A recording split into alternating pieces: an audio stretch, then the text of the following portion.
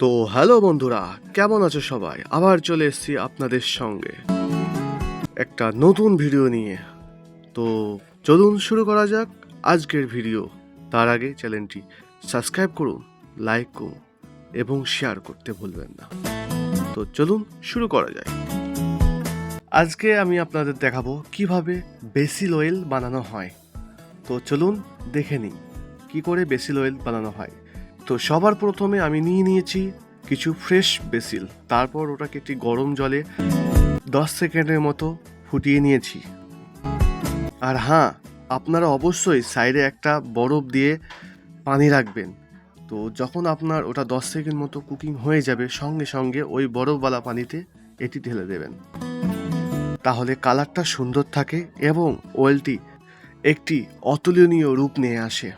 তারপরে আমি কিছু পরিমাপ অয়েল ঢেলে একটি মিক্সারে ওইগুলো সব ঢেলে দিলাম, যেগুলো আমি বয়েল করে রেখেছিলাম বেসিল।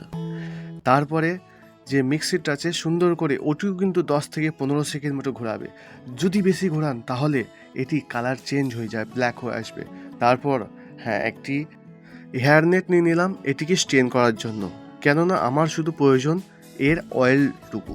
যে পরিমাপ অয়েল আছে সেই অয়েলটুকু দরকার, আর বাকি যে অংশগুলো সেগুলো আমি ফেলে দেবো। তো সুন্দরভাবে এগুলো আমি স্ট্রেন করে নিয়েছি, যেন সব অয়েলগুলো এই বলে পড়ে যায়। আর হ্যাঁ বন্ধুরা, আপনারা শুধু ভিডিও দেখেই যাচ্ছেন, লাইক কমেন্ট করছে না। তো লাইক কমেন্ট করুন আর আমার সঙ্গে থাকুন আরও এরকম বিভিন্ন ধরনের ভিডিও পেতে। আর হ্যাঁ, অবশ্যই জানাবেন আপনাদের কেমন ধরনের ভিডিও পছন্দ, কেননা আমি কাজ করছি এই ইন্ডাস্ট্রিতে মোটামুটি 10 বছর। তো আমি একজন ইউরোপিয়ান কুজিনের শেফ। তো আপনাদের কেমন ধরনের রেসিপি লাগবে আমাকে কমেন্টে অবশ্যই জানাবেন। আমি আপনাদের অবশ্যই সাহায্য করব এবং রেসিপি দেওয়ার চেষ্টা করব। যদি কোনো কোশ্চেন থাকে কমেন্টে লিখে জানান। তো চলুন দেখে নিই বাকি অংশের ভিডিওটুকু।